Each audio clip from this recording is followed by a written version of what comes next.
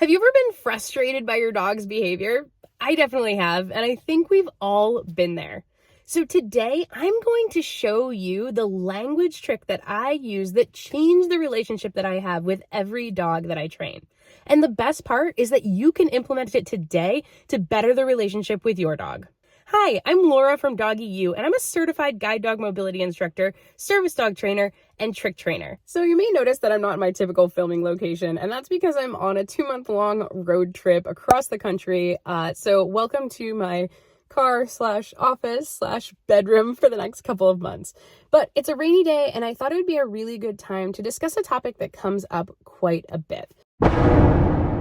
So I'm going to start with a story of my own frustration and what I did to change it. And then we're going to talk about why I stopped commanding my dogs to do anything. So stick with me here. I promise it'll be worth it. So when I first started training guide dogs, I would get really frustrated when the new dogs that came in weren't able to do the behaviors that I thought they should be able to do when they came into training.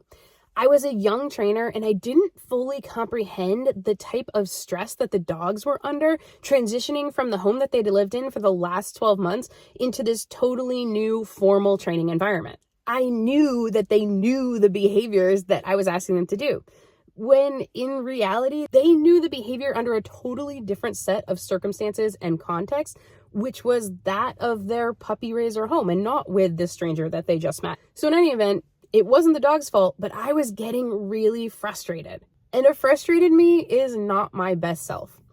I was short, I was quick to blame the dog, and embarrassingly, I was more physical with the dog than I needed to be. And all of those things are pretty unhelpful when we're trying to build a relationship with any being it a human or a dog.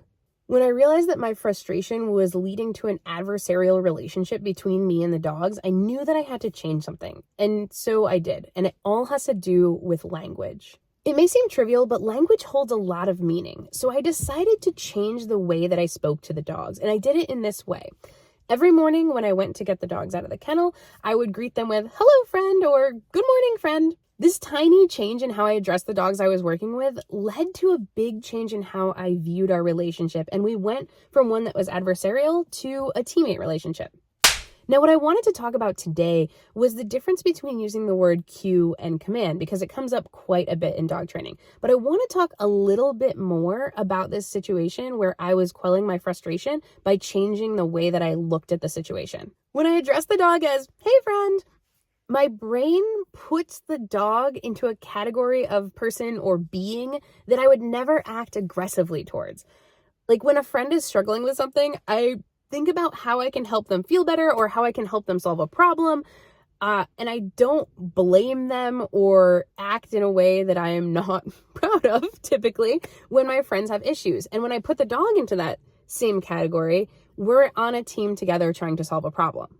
This one simple switch changed my attitude and decreased my frustration because ultimately it allowed me to remember that my dog was having a hard time and not giving me a hard time. And then if things weren't going the way that I wanted to, it likely meant that I needed to show them a different way to understand the behavior I was asking for or decrease the criteria to help them be successful and make good choices. It triggered compassion in me instead of conflict. And this, my friends, is why when we're talking about executing behaviors we want our dog to do, I use the word cue instead of command. But before I talk about cue versus command, I want to invite you to head on down to the description and click on the link below to sign up for my totally free Dog Training Foundations mini course. I launched it last month and it already has over 350 people enrolled with really positive feedback. It's going to help you understand the training concepts you need to get a better trained dog. All you need to do is sign up for my mailing list and the course link will come right to your inbox. So definitely check it out. Historically, dog training often refers to the cues that we give our dogs as commands. However, I don't love all the baggage that command brings to the table. It's literally defined as to give an authoritative order or to dominate. It's a do this or else threat. And because the relationship that I want to build with my dog is that of teammate versus subject that I rule over, when I'm asking for a behavior, I use the word cue throughout my videos instead of command. The verbal cue is a notification to my dog that an opportunity for reward might be available, whether that be play or food or praise or pets.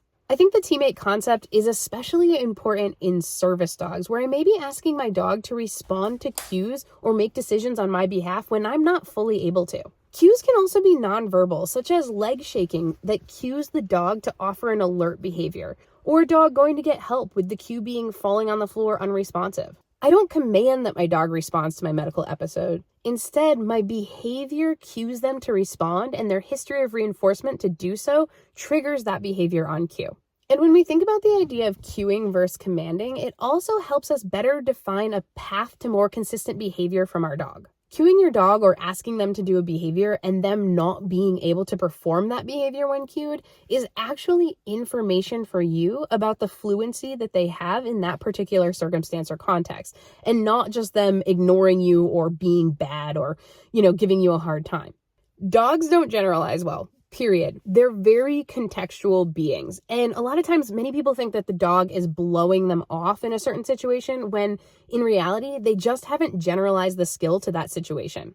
So a really good example of this is my dog's retrieving a beer from the fridge. Both of my dogs can do it, but they know how to do it on my fridge. And if I bring them to another fridge that doesn't look the same, has a different pull tab, and I bring them to a friend's house and I'm like, get a beer, they're going to be like, haven't done that here, don't know how to do that. I can, of course, generalize it and retrain it, but right off the bat, they're not going to know what they're supposed to do because the situation looks totally different to them.